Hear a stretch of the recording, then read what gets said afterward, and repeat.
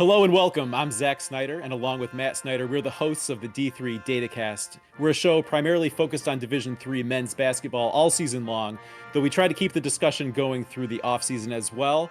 We're pleased to kick off our offseason with this special edition of the D3 Datacast as we're joined by Ryan Whitnable, creator of the Great Lakes Invitational, for this 2025 Great Lakes Invitational schedule reveal show. Thanks for being with us tonight.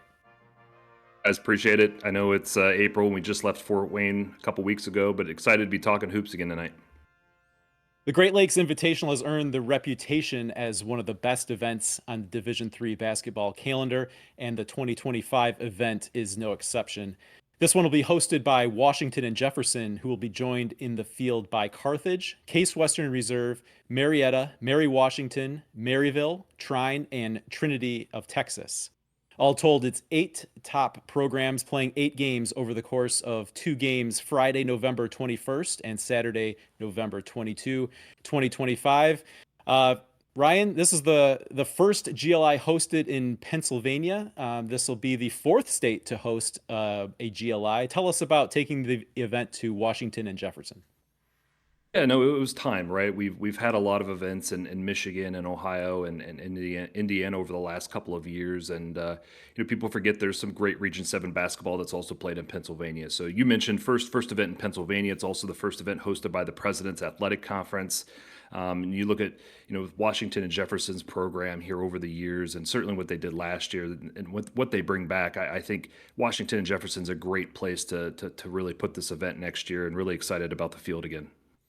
Ryan, talking about that field, you attract a really high caliber of team to your events. Of course, the 2022 GLI, I think it was famous for having 3 eventual Final Four teams in the mix. That was Marietta, Wabash, and Randolph-Macon. All found themselves in Fort Wayne. Last year, you had 2 Elite 8 teams, UW-La Crosse and Emory. Emory themselves was an overtime away from reaching the Final Four. What is it, do you think, about the GLI that attracts a lot of teams from around the region, but also around the country, these top caliber teams that want to participate? Yeah, it's not an event that typically is in a sexy location. It's not Daytona Beach, it's not Hawaii or Puerto Rico, but I think the event has gotten some notoriety over the years for bringing together like-minded programs that have high aspirations for going deep into the NCAA tournament run. They want to challenge themselves at the early part of the year, and I think they want to prepare for what an NCAA weekend looks like, playing back-to-back games against high-quality opponents. And it's just really a great tune-up event for those types of programs that see themselves playing late in March. This will be the 8th Great Lakes Invitational. Reflect back, if you will, when you started this event. What were your expectations, and did you see it getting to the place it is now? Yeah, 2015 really was the genesis of the event, and if you would have told me then, we'd be sitting here talking about an 8th event and planning for a 9th event. I don't know if I would have seen it. So, those first couple years were really kind of a grind to kind of get this thing going. And as you mentioned, the year we had the three Final Four teams, that really kind of took the event, I thought, to a different level, especially from a national standpoint. So, obviously, putting this together every year has gotten a little bit easier, and it's gotten a bit of a reputation about it. And just happy to kind of keep that going and really now just kind of nurture the event and make sure it runs smoothly from year to year. All right, Ryan, well, we know the teams. We've got a little bit of a background on this year's event. Let's take a look at the day 1 matchups that are going to take place on Friday. Kicking off the 2025 Great Lakes Invitational, the 1 p.m. game will see Trine take on Mary Washington. Mary Washington was a Cinderella run this last season. They needed to win their conference tournament to get into the national tournament. They did that. A 13-14 overall record carried them into the NCAA tournament, but they weren't just fodder when they got there. The Eagles won 2 games and reached the Sweet 16. Trine, of course, the 2024 national champion, had a terrific season last year as well. Unfortunately, they were a victim of the bubble, couldn't get into the national tournament, but I think this presents a really interesting matchup between 2 teams we've seen deep into NCAA tournaments in recent years. Game 2 will be scheduled for 3 p.m., and that will see Marietta take on Trinity, Texas. Yeah, one thing we really love about the GLI is this opportunity to see geographically disparate teams take on each other. Really serves to kind of peg two different regions against each other when we start comparing teams and regions nationally at the beginning of the season. Here we get an OAC Blue Blood in Marietta and a Texas Power in Trinity. Really interesting to match up to see Ohio and Texas, not one thing that we get to see in the regular season that often. After the dinner break, kicking off the evening session on day 1, a 5:30 tip, we'll see Carthage play Maryville. Here we have a matchup of two conference champions from 2025. Carthage won the CCIW by a full 2 games this last season. It looks like maybe they'll enter next year as the favorite in that conference as well. We know that's a powerful conference in Division III men's basketball. In contrast, Maryville needed to win on the last day of the season on the road to pull even with Belhaven and earn the number 1 seed in the CCS conference tournament. They did that. They won a share of the conference tournament there. So really interesting matchup here on day 1 of the GLI between Maryville and Carthage. And rounding out day 1, our final matchup of the day, hosted by our event host, Washington and Jefferson, they will take on Case Western Reserve. Yeah, really interesting note here. Washington and Jefferson, they're the host of this great event here. Their athletic director is Scott McGinnis. Case Western Reserve's head coach is Todd McGinnis. Zach, they're brothers, so we're going to get a big game here at the GLI, but it's also going to be a family rivalry involved. Zach, you know, and I know we love when families get together around Division III basketball, so this is going to be an interesting one to watch. So we knew the 8 teams. That was announced at last year's event, but now we know who's going to play who on day 1. Ryan, your thoughts on these matchups for day 1 of the 2025 Great Lakes Invitational? Yeah, I'm really excited about the matchups, and I think there's something to enjoy, I think, all day long. You mentioned the Mary Washington Trine. You'd mentioned that was a battle between the 2024 national champions and Mary Washington, a Sweet 16 from this year. Mary Washington brings a ton back. I think they're loaded again for what could be another deep NCAA run next year. This is also the first all-time matchup between the Thunder and the Eagles. You mentioned geographic disparity in the matchup between Marietta and Trinity. Actually, digging through the history books, this is the first Texan opposition all time for the Pioneer program. So first time seeing any team from Texas from here in Division III basketball. Carthage Maryville, that's a really interesting matchup between, again, the CCIW and Maryville out of the South region, or was the old South region. Great intra-region matchup there between two teams I think will have 20-win seasons on their minds next year. And you mentioned Washington and Jefferson and Case Western capping things off at the end of the day. 32nd all-time meeting. These are teams that are fairly familiar with each other in the past, but haven't met since 2010. So the first time these two teams have gotten together in 15 years.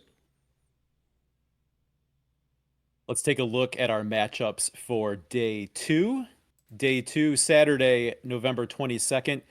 Things kick off with a 1 p.m. tip between Marietta and Trine.